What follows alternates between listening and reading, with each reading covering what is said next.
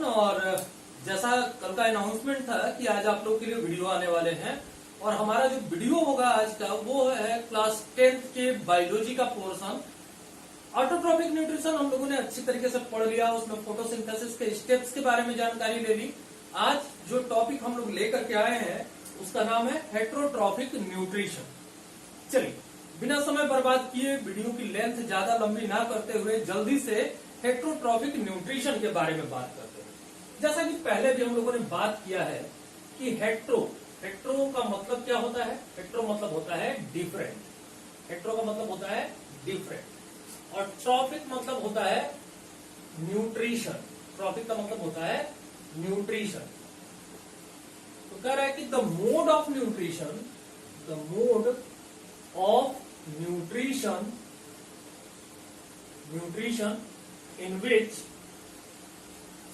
in which organism depend on other plant or animal to get their nutrition।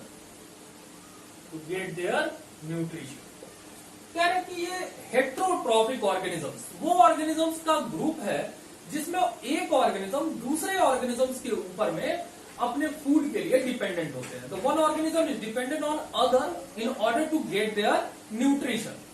Who are the organism and why they are dependent on the other? This is the question for us. Like organism like bacteria, fungi, viruses, many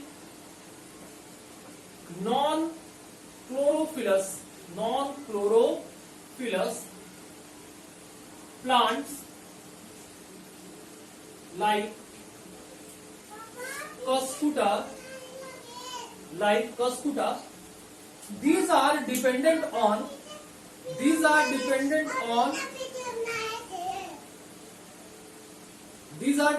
on other sources to get their nutrition. This is why it is so. These organisms, different type of bacteria is there. Some bacteria have the chlorophyll so they can produce their own food, but fungi are non-chlorophyllous. Viruses are non-chlorophyllous. These are some plants like cuscuta are non-chlorophyllous, so they cannot get the radiant energy of sun. ये सन की जो radiant energy होती है उसको absorb नहीं कर पाते, and they cannot perform the photosynthesis. इसलिए ये फोटोसिंथेसिस को भी परफॉर्म नहीं कर पाते। तो जब फोटोसिंथेसिस को परफॉर्म नहीं करेंगे तो इनको अपनी न्यूट्रिशन के लिए किसी दूसरे ऑर्गेनिजम्स के ऊपर में क्या होना पड़ेगा? डिपेंडेंट होना पड़ेगा। And so why they are dependent on other to get their foods. इसमें हम लोग अलग अलग तरीके के ऑर्गेनिजम्स के बारे में बात करेंगे, अलग अलग तरीके के मोड ऑफ न्यूट्रिशन के बारे में बात करेंगे, और वो क्या क्या है मोड ऑफ हेट्रोट्रॉफिक न्यूट्रिशन उसको हम लोग समझेंगे।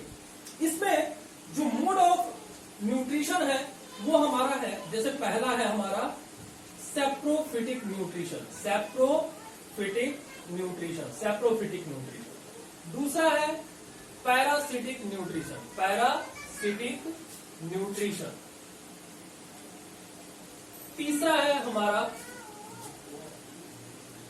तीसरा है सिम्बियोसिस, ये भी एक मोड ही है न्यूट्रिशन का। चौथा है insectivorous plants. These are also coming under the group of the heterotrophic nutrition. Some plant is there heterotrophic organisms में, लेकिन यहाँ पे इनका जो न्यूट्रिशन लेने का तरीका है वो थोड़ा सा अलग है इंसेक्टिवोरस के लिए, लेकिन हम लोग यहाँ पे उसको डिस्कस करेंगे थोड़ा सा। पांचवा जो है हमारा होलोजोइक न्यूट्रिशन या एनिमल लाइक न्यूट्रिशन। तो इनमें से जो 4 पॉइंट है आज हम लोग अपनी इस वीडियो में डिस्कस करेंगे। और जो पांचवा होलोजोइक न्यूट्रिशन है, तो होलोजोइक न्यूट्रिशन क्या होता है, इसके स्टेप्स क्या होते हैं, और न्यूट्रिशन इन अमीबा, ये अलग से कल का जो हमारा वीडियो आएगा उसमें हम लोग होलोजोइक न्यूट्रिशन के ऊपर में रखेंगे और उसको अलग से पढ़ेंगे। आज के वीडियो वीडियो में केवल हम लोग saprophytic nutrition, parasitic nutrition, symbiosis और इंसेक्टिवोरस न्यूट्रिशन के बारे में ही बात करेंगे। तो चलिए स्टार्ट करते हैं अपने इस वीडियो के पहले टॉपिक को। नाम है इसका saprophytic nutrition, saprophytes, saprophytic nutrition. ये सेप्रोफिटिक न्यूट्रिशन क्या है? सेप्रोफिटिक न्यूट्रिशन देखिए, सेप्रोफिटिक न्यूट्रिशन डेफिनेशन के थ्रू जल्दी से चले। The mode of nutrition in which organism called saprophytes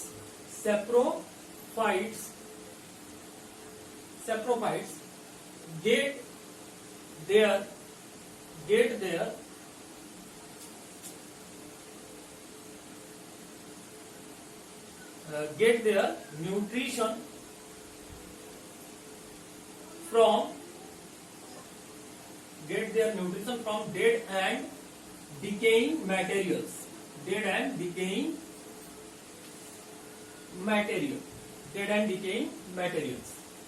करें सेप्रोफिटिक न्यूट्रिशन क्या है? Saprophytic nutrition is that mode of nutrition in which some organisms that are called the saprophytes.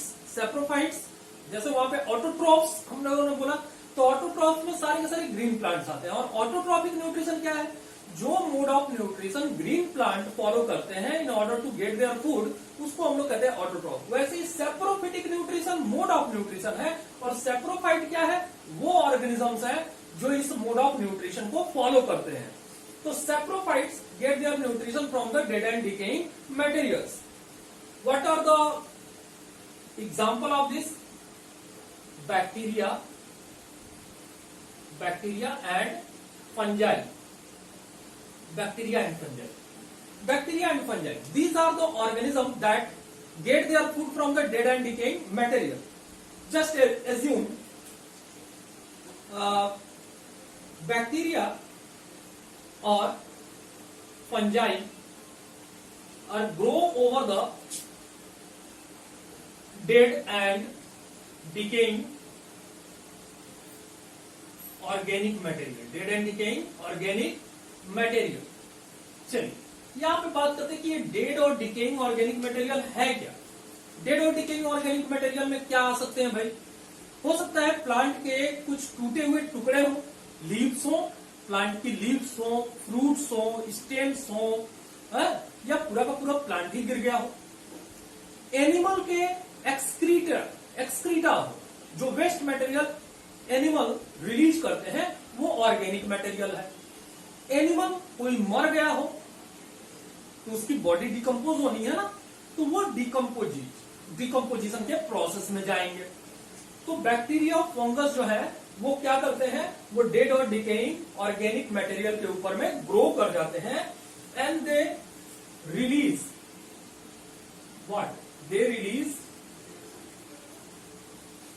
Some digestive enzyme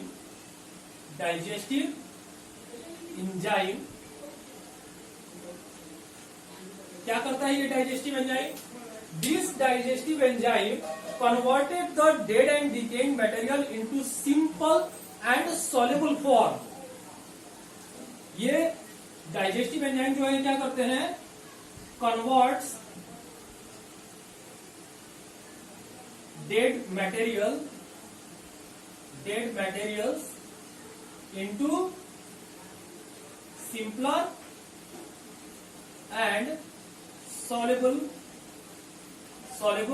form, and this food or the nutrient is absorbed by the bacteria or fungi. It is absorb the nutrient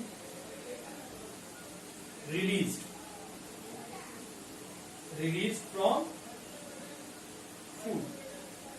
ठीक है, तो इस तरीके से क्या हुआ, ये जो बैक्टीरियम है या फंगस है वो डेड और डिकेइंग ऑर्गेनिक मटेरियल के ऊपर में ग्रो करते हैं, उसके ऊपर में कुछ डाइजेस्टिव एंजाइम रिलीज करते हैं जिससे कि ये डाइजेस्टिव एंजाइम क्या करता है, उन फूड आइटम्स को सिंपलर और सॉल्युबल फॉर्म में कन्वर्ट कर देता है और उससे रिलीज हुए न्यूट्रिएंट को कौन एब्सॉर्ब कर लेता है, ये बैक्टीरिया या फंजाई एब्सॉर्ब कर लेते हैं. In this way they get the nutrient that is required by them to sustain their life. ये जो न्यूट्रिएंट्स हैं उनको जिंदा रहने के लिए मदद करते हैं. तो इन्होंने अपना न्यूट्रिशन ले लिया डेड और डिकेइंग मटेरियल से. अब इस मटेरियल में इन्होंने क्या कर दिया, उस जो कॉम्प्लेक्स ऑर्गेनिज्म था, डेड और डिकेइंग जो भी ऑर्गेनिज्म हो या ऑर्गेनिज्म का कोई पार्ट हो जो कॉम्प्लेक्स फॉर्म में था, उसको इन्होंने सिंपलर फॉर्म में कन्वर्ट कर दिया. इसीलिए इनको हम ये जो फंगस है हमारे या बैक्टीरियम है, तो ये बैक्टीरिया या फंजाई है, इनको हम लोग क्या कहते हैं, इनको कहते हैं डीकम्पोजर. क्या कहते हैं इनको, डीकम्पोजर कहते हैं. और they are also known as the reducer. इनको क्या कह सकते हैं, रिड्यूसर कहते हैं, क्योंकि ये जो ऑर्गेनिक कंटेंट है, डेड और डिकेइंग कंटेंट है, उसको रिड्यूस करके और at last they mix it with the soil. तो इस तरीके से उसको किस में कन्वर्ट कर देते हैं, सॉइल में कन्वर्ट कर. तो this is the saprophytic mode of nutrition. I hope समझ में आया होगा. यहाँ पे कुछ मैंने समझाने के लिए छोटा सा उपाय किया है, आप इसको नोट कर लीजिए, आसानी से याद हो जाएगा ये. चलिए दूसरे पे चलते हैं हम लोग.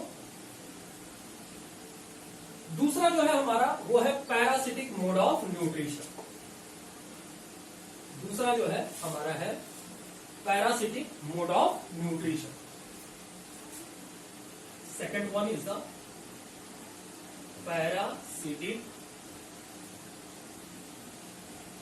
मोड ऑफ न्यूट्रिशन या पैरासिटिक न्यूट्रिशन.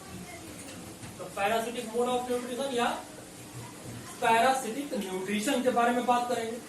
तो parasitic nutrition composed of two components. इसके अंदर में दो कंपोनेंट्स होते हैं पैरासिटिक न्यूट्रिशन में, और ये दो कंपोनेंट्स कौन है, एक होता है होस्ट और एक होता है पैरासाइट. इसमें दो कंपोनेंट्स होते हैं. तो किसी भी पैरासिटिक न्यूट्रिशन में कितने कंपोनेंट्स होंगे, दो कंपोनेंट होंगे, एक होगा होस्ट और एक होगा पैरासाइट्स. होस्ट क्या होते हैं, होस्ट क्या है, organism on which parasite live. वो ऑर्गेनिज्म जिसके ऊपर में कोई पैरासाइट सरवाइव करता है in order to get nutrients. In order to get nutrition. तो वो ऑर्गेनिज्म होस्ट क्या है, वो ऑर्गेनिज्म है जिसके ऊपर में कोई पैरासाइट सरवाइव करता है, इसलिए ताकि वो उससे अपना न्यूट्रिशन ले सके. और पैरासाइट्स क्या है, पैरासाइट्स क्या है, organisms that grow on or inside the body of host to get nutrition. ठीक है. तो पैरासाइट्स क्या है, वो ऑर्गेनिजम्स है जो किसी होस्ट की बॉडी पे या उसके शरीर के अंदर ग्रो करते हैं जिससे कि वो अपना न्यूट्रिशन ले सके. तो यहां पे हम लोगों ने समझा कि पैरासिटिक मोड ऑफ न्यूट्रिशन में दो कंपोनेंट होने चाहिए, एक होना चाहिए होस्ट और दूसरा होना चाहिए पैरासाइट्स. अब इसमें हम लोग बात करें कि ये जो पैरासाइट्स होते हैं इनके अंदर में कौन कौन से ऑर्गेनिजम्स आते हैं. तो इन पैरासाइट्स के अंदर में एग्जाम्पल के रूप में बात करें तो इसमें आते हैं हमारे bacteria, viruses, fungi, some protozoans, non-chlorophyllous plant,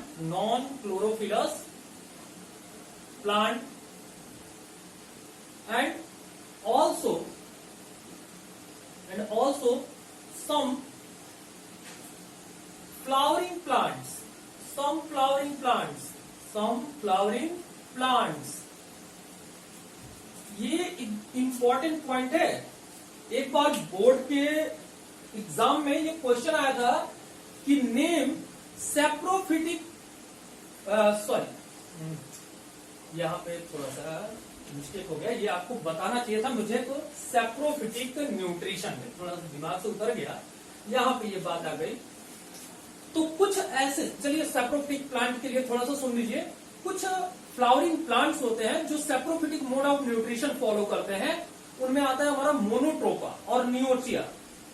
मोनोट्रोपा and नियोसिया ये ऐसे फ्लावरिंग प्लांट्स हैं जो saprophytic mode of nutrition follow करते हैं।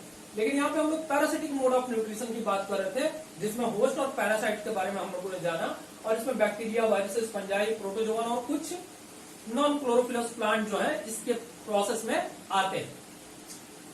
जो ये हमारे पैरासाइट्स होते हैं, इन पैरासाइट्स को हम लोगों ने दो पार्ट में डिवाइड कर दिया है। ये पैरासाइट्स दो तरीके के हो सकते हैं। पैरासाइट्स कितने तरीके के हो सकते हैं?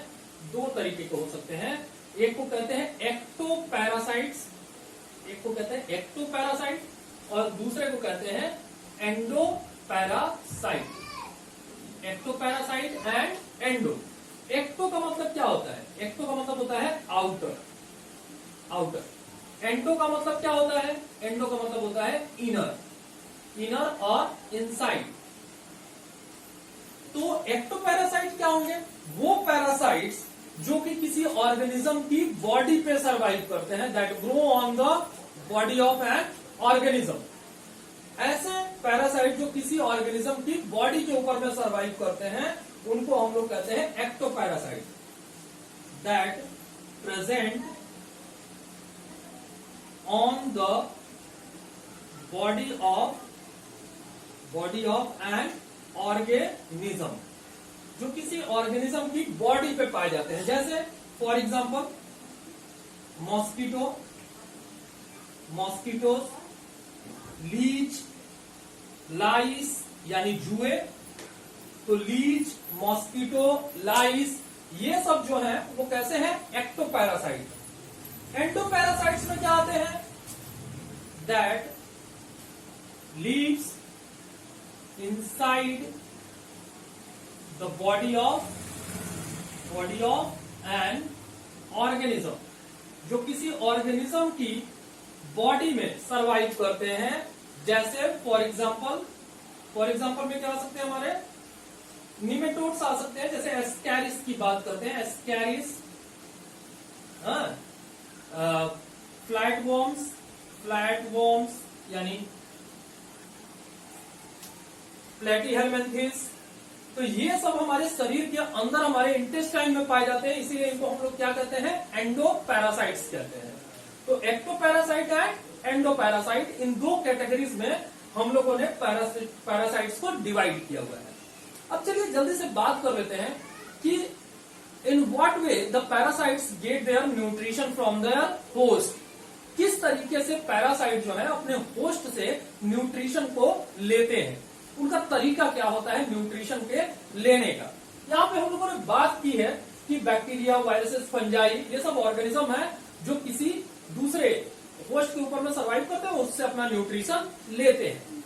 तो यहाँ पे हम लोग थोड़ा सा इस बात करेंगे कि अगर फंजाई की बात करें कि फंगस किस तरीके से न्यूट्रिशन अपना लेते हैं, तो किस तरीके से फंगस अपना न्यूट्रिशन लेता है। तो जो भी फंगस होता है,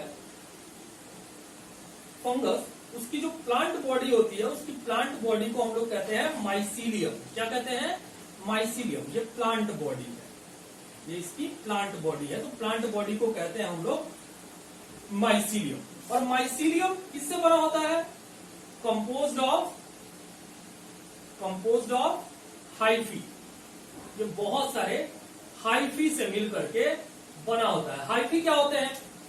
बहुत सारे फाइब्रस स्ट्रक्चर जो है वो दिखाई देते हैं। कभी कभी आपने देखा होगा, जैसे सेप्रोफाइट्स न्यूट्रिशन की अगर हम लोग बात करते हैं, तो खाने पीने के जो हमारे टिफिन बॉक्स वगैरह होते हैं, अगर काफी समय तक अगर ऐसे ही छोड़ दें, अगर उसमें कुछ फूड आइटम बचा हो, जैसे मान लीजिए कि आपने कुछ टिफिन बॉक्स खाया हो और ये 21 दिन का लॉकडाउन हो गया और टिफिन बॉक्स वैसे ही अभी तक आपके बैग में पड़ा हुआ है, अगर आप आजकल में उसको निकाल के देखेंगे तो उसके ऊपर में कुछ कॉटनी मास जो है आपको दिखाई देगा, कुछ रुई की तरह स्ट्रक्चर ग्रो किए हुए दिखाई देंगे। जो राइजोपस होते हैं, वो जो कॉटनी स्ट्रक्चर, बहुत पतले पतले थ्रेड लाइक स्ट्रक्चर दिखाई दे रहे हैं, वो प्लांट बॉडी का हिस्सा है जिसको हम लोग कहते हैं हाइफी। तो फंगस की जो प्लांट बॉडी होती है उसे माइसीलियम कहते हैं, और ये माइसीलियम बहुत सारे पतले पतले थ्रेड लाइक स्ट्रक्चर से मिलकर के बना होता है जिनको हम लोग कहते हैं हाइफी। अब ये जो हाइफी है, दे पेनेट्रेट्स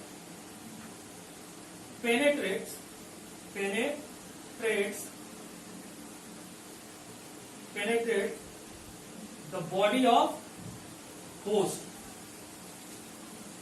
ये क्या करते हैं, ये जो हाइफी है ये किसी होस्ट की बॉडी को पेनेट्रेट करके यानी छेद करके उसके अंदर चले जाते हैं, उसके अंदर पहुंच गए। अब अंदर जब पहुंच गए शरीर के अंदर, तो वहां से जो भी ये न्यूट्रिएंट्स है ये इजिली एब्जॉर्ब कर लेते हैं। In order to get the nutrition they absorb all the required nutrient from the body of the host in this process. तो fungus have a plant body known as the mycelium, and mycelium is composed of many thread-like structure known as the hyphae. These hyphae penetrate the body of the host and enter inside the body and get the required nutrient from there. अब यहाँ पे जैसे ये host के अंदर जाते हैं, then the hyphae's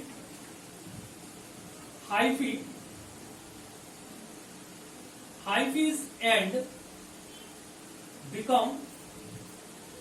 become spherical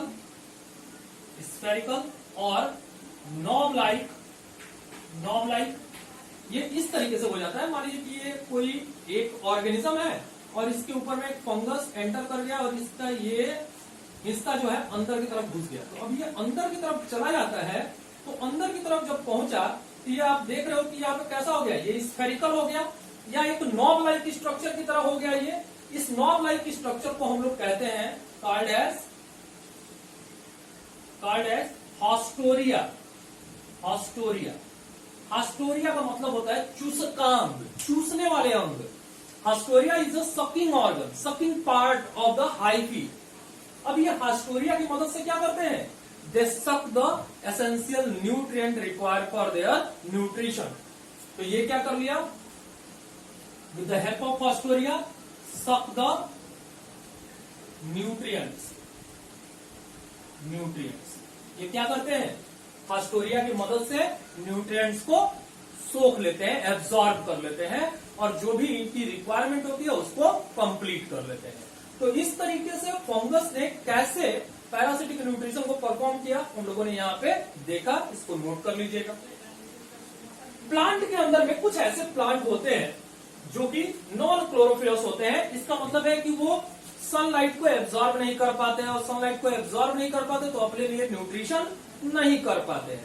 तो जब अपने लिए न्यूट्रिशन नहीं कर पाते हैं तो आखिर उनके अंदर में ये पैरासिटिज्म का प्रोसेस होता कैसे है। प्लांट के ऊपर में स्टेम है, रूट है, लीव्स है, तो अलग अलग पैरासाइट्स उनके ऊपर में सर्वाइव कर सकते हैं। यहाँ पे हम लोग स्टेम के ऊपर में बात करेंगे। स्टेम के ऊपर में कौन से पैरासाइट्स होते हैं प्लांट के ऊपर में, जल्दी से, stem parasites and root parasite. नाम याद रखिएगा, नाम ही बहुत ज्यादा जरूरी है। स्टेम पैरासाइट में दो तरीके के पैरासाइट्स हमारे, एक को हम लोग कहते हैं टोटल स्टेम पैरासाइट, और दूसरा जो होता है वो होता है पार्शियल स्टेम पैरासाइट। वैसे ही रूट के अंदर भी टोटल रूट पैरासाइट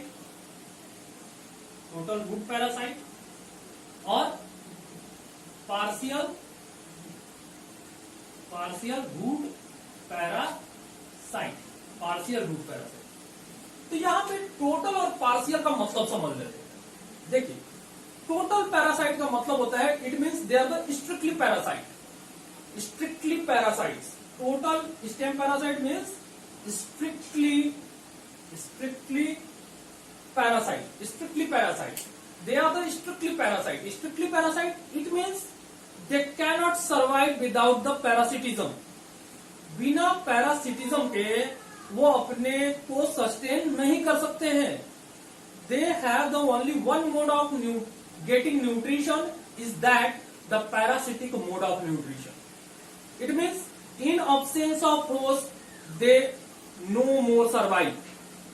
अपने होस्ट के absence में अगर इन्हें होस्ट ना मिले they cannot survive, so they are called the strictly parasite. Strictly parasite example दिमाग में रखिएगा. एग्जाम्पल है कस्कुटा. कस्कुटा हिंदी में इसको कहते हैं अमरबेल. क्या कहते हैं इसको? अमरबेल कहते हैं. तो कस्कुटा और अमरबेल is the total stem parasite. They are the strictly parasite on the stem and they cannot survive without the absence of host. Without the host. Partial stem parasite, it means the parasitism is there optional.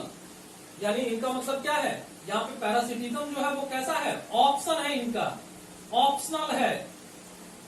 तो इनको parasite ये अपना लिए food produce कर सकते हैं, but in absence of host they can prepare their own food. तो इनका जो पार्शियल स्टेम पैरासाइट है यानी स्टेम के ऊपर में ये रहेंगे, लेकिन अगर होस्ट ना भी हो तब भी ये सर्वाइव कर सकते हैं. तो ये पार्शियल है. इसमें आते हैं हमारे एग्जाम्पल है विस्कम.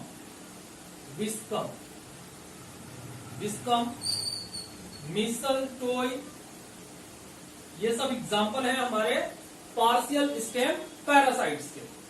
नाम याद रखना बहुत जरूरी है, पार्शियल और टोटल स्टेम पैरासाइट. उसी तरीके से टोटल रूट पैरासाइट.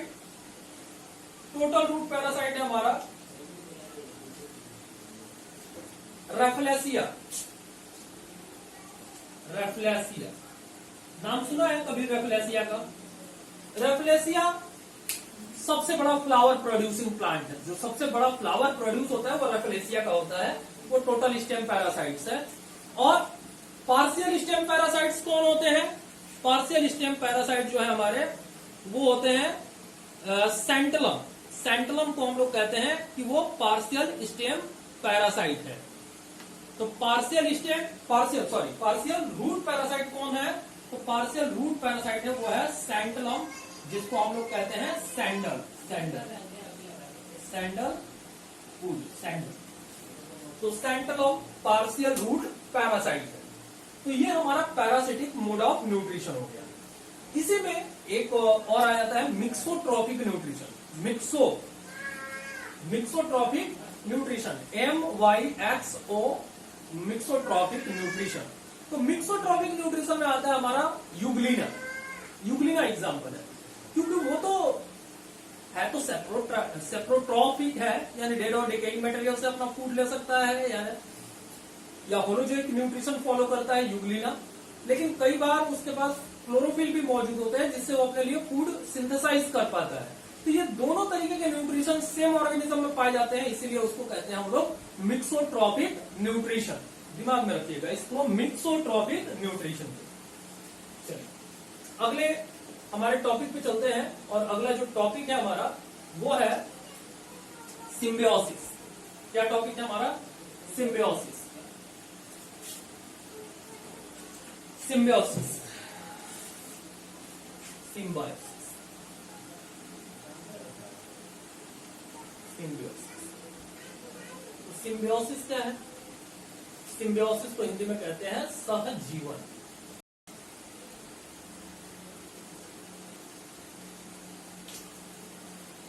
कह रहे कि ये एक ऐसा मोड ऑफ न्यूट्रिशन है जिसमें दो ऑर्गेनिज्म एक साथ सरवाइव करते हैं, लेकिन वो दोनों एक दूसरे को म्यूचुअली बेनिफिट पहुंचाते हैं.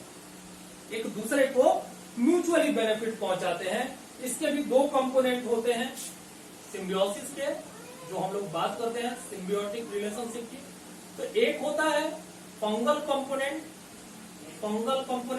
और एक होता है एल्गल कंपोनेंट. तो fungal component provide shelter and algal component provide food. तो both mutually benefit each other. दोनों एक दूसरे को क्या करते हैं? म्यूचुअली बेनिफिट करते हैं, एक दूसरे को परस्पर लाभ पहुंचाते हैं. और दोनों एक दूसरे की जरूरतों को पूरा करते हैं। एक जो है फूड प्रोड्यूस करता है, अभी एल्गी के बारे में हम लोगों ने बात किया था कि एल्गी क्या होते हैं, ऑटोट्रॉपिक होते हैं, तो वो इनके लिए फूड प्रोड्यूस करता है। और फंगस क्या करता है, उसके लिए शेल्टर और न्यूट्रिएंट्स की सप्लाई करता है, एब्जॉर्ब करता है। तो सिम्बियोसिस क्या है, the process in which algae and fungi live together in order to provide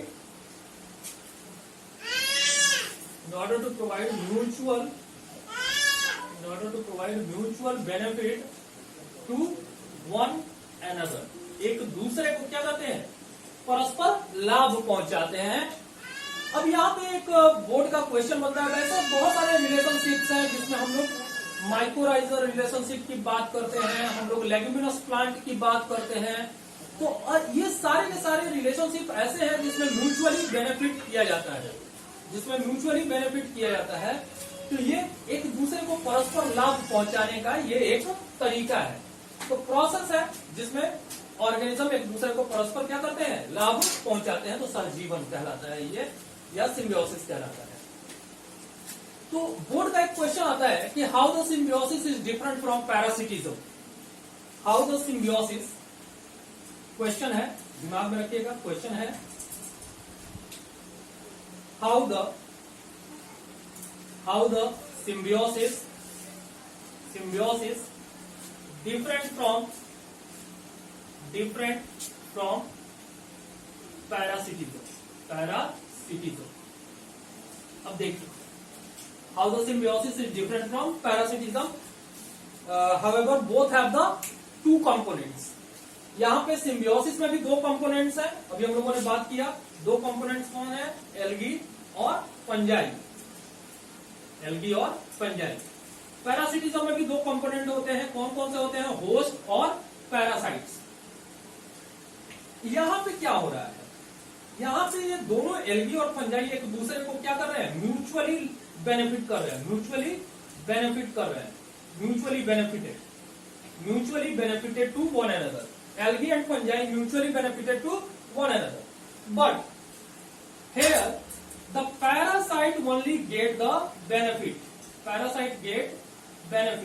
यहाँ पे केवल क्या हो रहा है, जो पैरासाइट है केवल वही लाभ ले रहा है, and in the process of getting their benefits sometimes the parasite kill their host। कह रहा है कि वो लाभ लेने के प्रोसेस में कई बार ऐसा होता है कि पैरासाइट जो है अपने होस्ट को किल कर देता है। हम लोगों ने अभी बात करें कोरोना वायरस पैरासाइट है, हम लोग क्या है, होस्ट है। बहुत सारे लोग मारे गए, तो बहुत सारे लोग मारे गए, तो क्यों मारे गए भाई, क्योंकि वो लाभ ले रहा है, म्यूचुअल नहीं है हमारे साथ में, वो हमको फायदा देने के लिए नहीं है, वो हमको नुकसान पहुंचा रहा है, और अपने लिए, अपने ग्रोथ के लिए, अपने मल्टीप्लीकेशन के लिए अपने नंबर्स को इस तरीके से बढ़ा दे रहा है कि होस्ट एटलीस्ट क्या होते हैं, मर जाते हैं। लाखों लोग पूरे विश्व में मारे गए, तो parasite only get the benefit and host in the process of parasitism may kill। Host जो है इस प्रोसेस में क्या हो सकते हैं, मर सकते हैं। लेकिन यहाँ पे क्या हो रहा है, एल्गी और फंजाई जो है वो एक दूसरे को म्यूचुअली बेनिफिट पहुंचाते हैं। तो इस तरीके से सिम्बियोसिस के बारे में हम लोगों ने जाना। और लास्ट इसका जो टॉपिक है हमारा, जल्दी से बात कर लेते हैं। हो सकता है थोड़ा सा संशय हो मन में कि इंसेक्टिवोरस जो है वो न्यूट्रिशन के प्रोसेस में आएगा कि नहीं आएगा। मैं आपको बता दूं कि न्यूट्रिशन हम लोगों ने पहले ही डेफिनेशन में कहा था, the process of getting nutrient is known as nutrition. तो किसी भी तरीके के न्यूट्रिएंट्स को लेने का जो प्रोसेस है उसको हम लोग कहते हैं न्यूट्रिशन। तो यहाँ पे हम लोग चौथे के बारे में बात कर रहे हैं, इंसेक्टिवोरस प्लांट्स। एग्जाम्पल है इंसेक्टिवोरस प्लांट्स के, Venus fly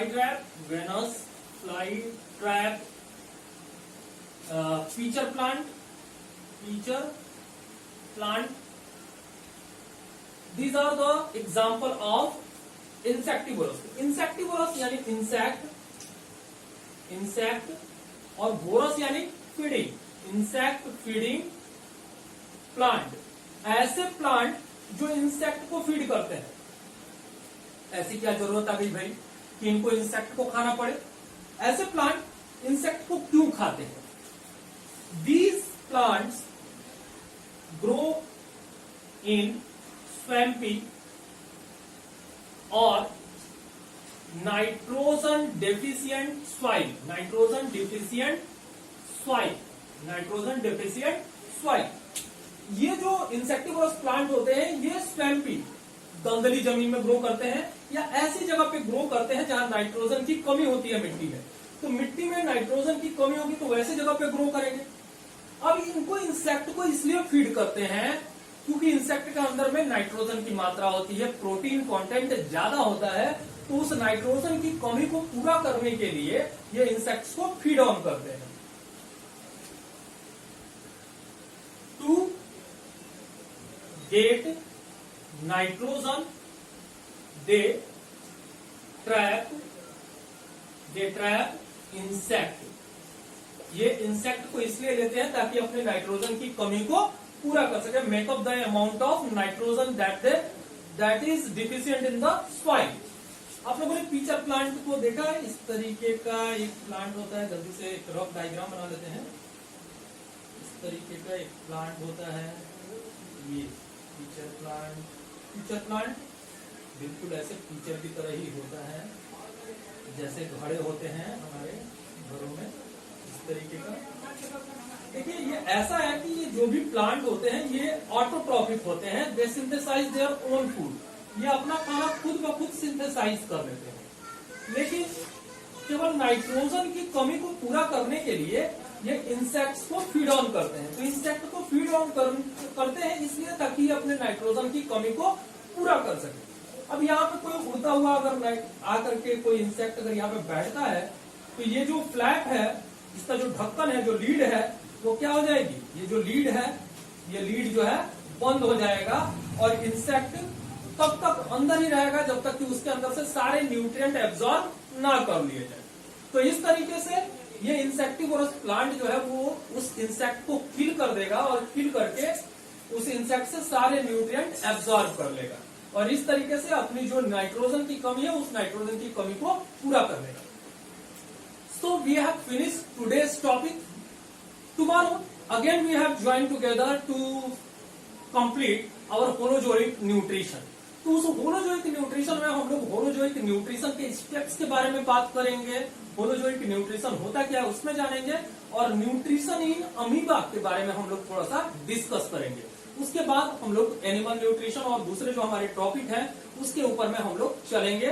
till then good bye to everyone.